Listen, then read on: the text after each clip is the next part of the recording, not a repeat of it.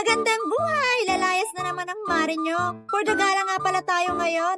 Pupuntahan natin ang isa sa mga tourist spot dito sa Nanto. Ang pangalan nga pala ng pupuntahan natin is Sanlingsi Forest. Isa nga rin pala ito sa mga tourist spot dito sa Taiwan. Siyempre mga mare, bago tayo makarating, nag-rent nga pala kami ng pangmalakasang taxi at pangmalakasang bayad din ito. Medyo maharlika nga lang, pero worth it naman yung pupuntahan natin. At sa wakas, nandito na nga tayo mga mare. Para nga lang papunta tayo ng Baguio mga mare. Pasigsig din kasi ang daan dito. Sa sobrang hilo ko, muntik ko na ang mailabas yung breakfast kong jumbo hotdog. Kunting-kunti na lang talaga, makakapagtawag na ako ng manok dito sa loob ng taxi. Malapit-lapit na nga at nandito na tayo sa tamang lagusan patungong Encantadia.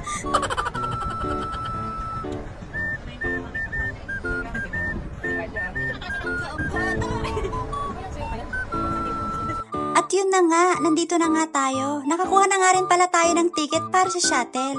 Hindi nga pala tayo makakasakay pag wala tayong ticket. Kaya tamang hintay na lang muna kami dito sa gilid mga mare. Napakaswerte naman ng gala namin. May kasama ata kaming may balat sa puwet. At sino naman kaya iyon?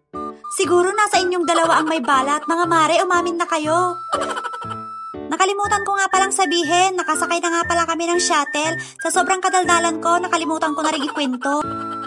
At sa wakas, nakarating na nga kami.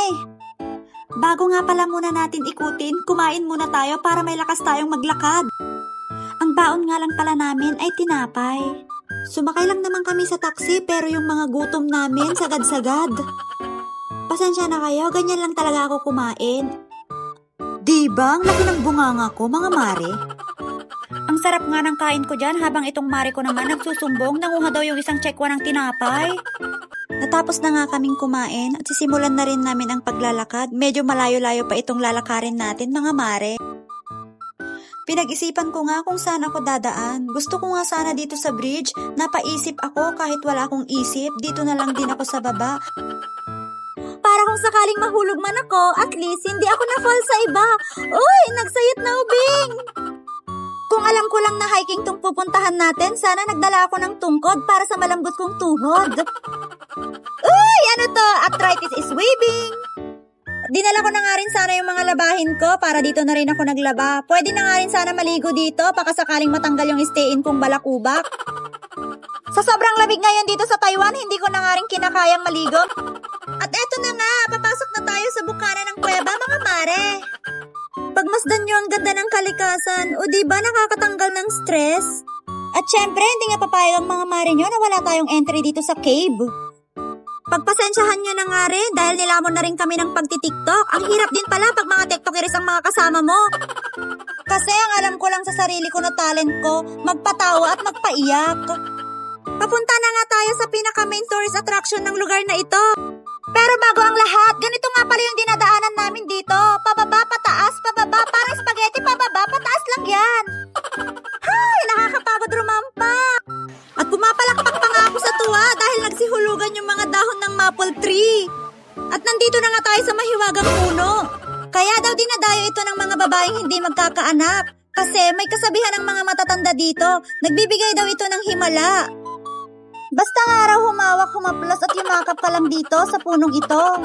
At syempre mga mare, hindi ako papahuli. Yumakap na nga rin pala ako para pag nagkaroon tayo ng happy family, ready na ako. Dinayo na nga rin pala natin yung ipil-ipil ng Korea mga mare, maple tree pala o di kaya tinatawag na pine tree. Ramdam ko na nga talaga na nandito na tayo sa Korea. Charis, huwag nyo na nga lang pansinin yung payong kong aesthetic at tumbler ko. At nakompleto na nga kami ng mga mare ko. Ay, mag-hi naman kayo dyan, ay! Ang ganda dyan, te. Ikot mo doon.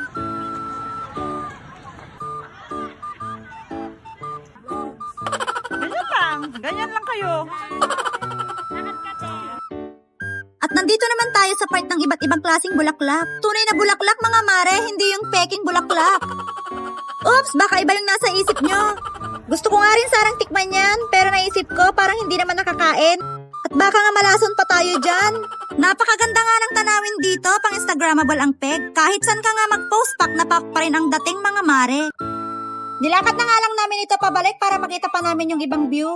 Kung mapapansin nyo, maraming ang nag-hiking dito. Ni Shanghai!